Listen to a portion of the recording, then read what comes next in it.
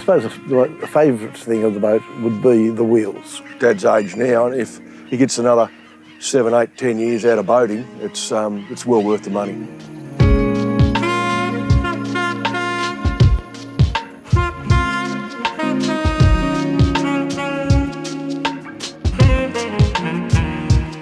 Kent, Raymond, Hateley.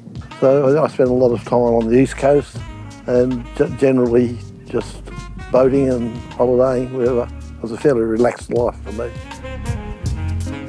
Mark Hateley, we own a chemical manufacturing business in Launceston, Tassie, and yeah, live locally in Launceston. First trip to Three Hummock Island, it's a fantastic place. Everyone should come here.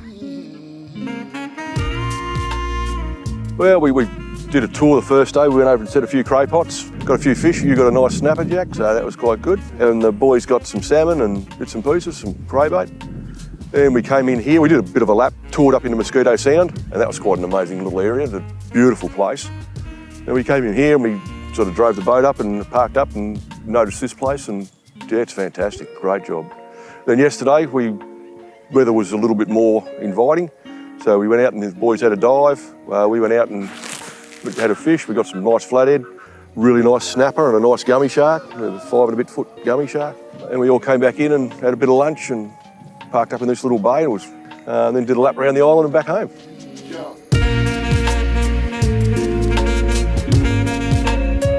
So hospitable.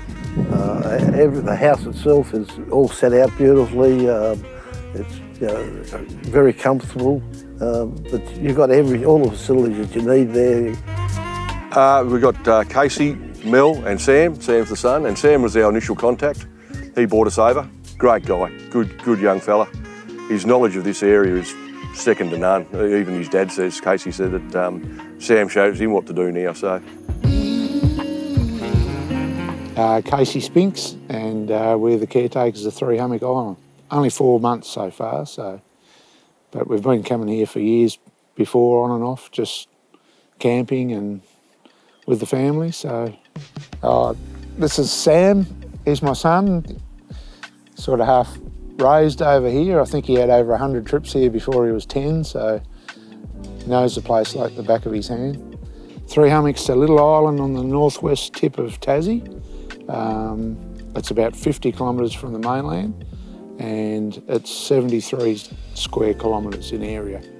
It's got a bit of everything here. There's sand dunes, beautiful beaches, secluded little bays. There's 3 small mountains called the hummocks. There's rainforests, there's waterholes, small creeks. It's just got a bit of everything. It's just beautiful. Plus we love fishing, so it's a great spot for fishing, and there's a place around this island in any weather, so if the wind's blowing from one direction, you go to the opposite side of the island.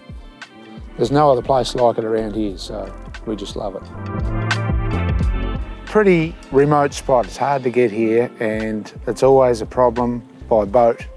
We've got some friends on a neighbouring island, Robbins Island, that 30 odd years ago, the owner had a dream. His name was Gene Hammond. He was an American, and he had a dream of being able to drive a boat across the channel and up into his house on the island. He bought a 26-foot locally built tri-hull, a fiberglass boat, and his dream was to fit wheels to it. It was going to be powered by a V8 engine and a propeller like a blowboat. So fast forward 30 years, and now we've got the new StabiX in the same area, easily been able to walk up that rock face today and park outside the homestead, so it's quite amazing to see. Over my lifetime, I know I've had about 10 boats. These Stabies, this is the 4th one I've had. Just can't fault them. Unbelievable boats. But generally, aluminium suited me down to the ground. The maintenance so low, you don't really do a lot of damage if you run them aground or hit a rock or something like that. I haven't sunk any yet. StabiX 250, yeah. And I said to Paul, well, what do I need to power it? And he said, what are you using at present? And I told him, and he said, I'd put a 300 on that then because you got a little bit more weight. And as it turned out, it's very, very good. Well, we've got Garmin electronics package, cray hauler, which is a Lone Star cray hauler. Good system. Down the back of it, it's where your nearest system works from. Really, it's just a basic fishing boat, to be honest with you. There's not a lot of bells and whistles in there. That's the way Dad wanted it. So sort of open plan inside, a couple of seats, and that's really about it. I've had quite a few painted boats, and there's not one that hasn't blistered after a while in the salt water. So it was an easy choice, no paint. All under the seats up the front's all storage. Side pockets all around the place. It carries a lot of gear. Under the seats there's a couple of hatches.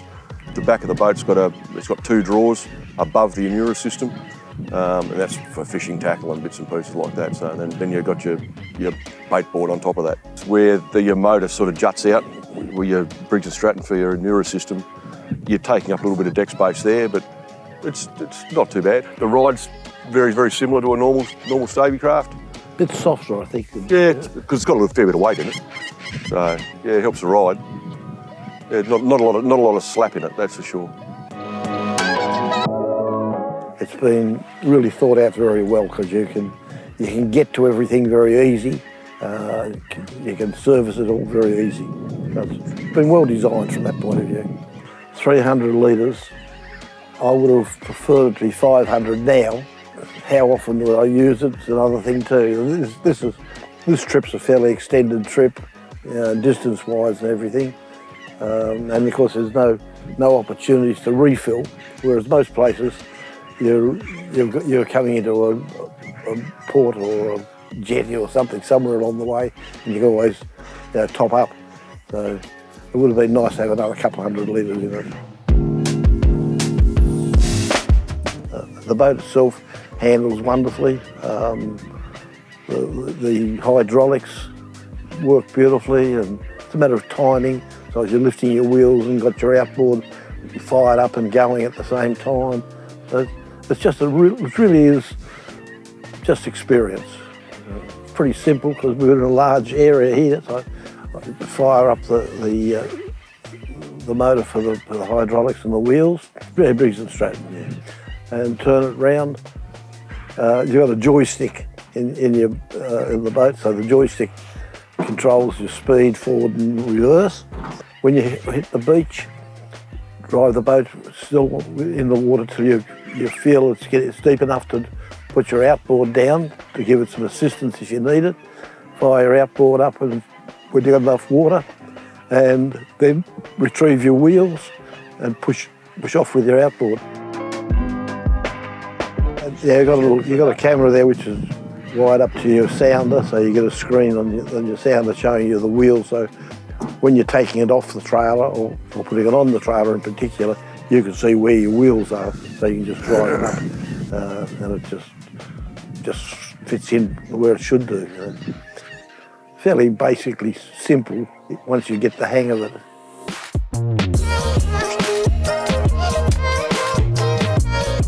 The decision was made from my point of view that I'm 77, and I figured that with the 2400, I'd only have another couple of years being able to handle it. And so this way, I've set myself a goal of 85 at least to be able to use the StabiX. What's next after that? We'll better get to the 85 first, I think, before I make too many decisions about that. Particularly if you ask my wife and the doctor.